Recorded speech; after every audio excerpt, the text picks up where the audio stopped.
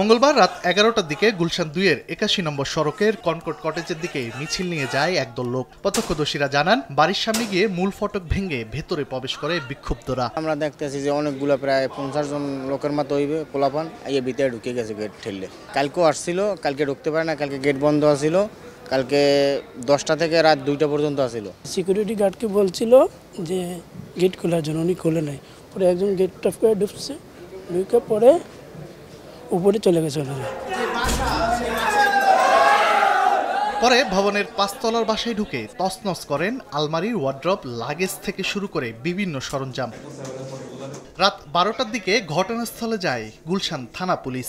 কিছুক্ষণ পর আসে সেনাবাহিনী। বাড়িতে প্রবেশকারীরা জানান, ফ্ল্যাটে এইচটি ইমামের ছেলে তানবীর ইমামের অবৈধ অর্থ রাখা আছে জেনে এসেছেন তারা। এখানে আমরা এভিডেন্স খুঁজতেছি, এখানে কার সাথে লিংক আছে না আছে। আমরা যা করার আমরা করছি, আপনারা যা করার করছেন। জান আমরা এখানে যেই সূত্র খবর পেয়েছি যে যেখানে যারা যে ছাত্র জনতা যারা হত্যাকারী এখানে আছে। বাড়ির গৃহকর্মী জানান, বাসাটি তানবীর ইমামের সাবেক স্ত্রীর। প্রায় 2 যুগ আগে তাদের বিবাহ বিচ্ছেদ হয়। 24 বছর আগে স্যার এই বাচ্চা নিয়ে আমেরিকায় গেছি সাহেব 2014 সালে অবস্থা ভালো না, 2014 সাহেব মারা গেছে। আয়ার দরজাটা ভাঙ্গিয়া সব লুটমাট করে লয়ে গেছে। আধা ঘন্টা ধরে দরজাটা লাইতে ভাঙতেছে। তখন কি করুন, বাইরে আমি সব খুলে লাইতেছে। পরে কি লাইতে বাইরে সব দরজা আমরা কিচিনি দিয়ে গেছি।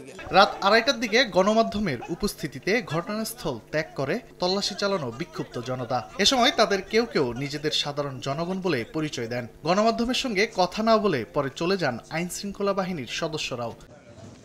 তানভীর হাসান মেঘ, সময় সংবাদ, ঢাকা।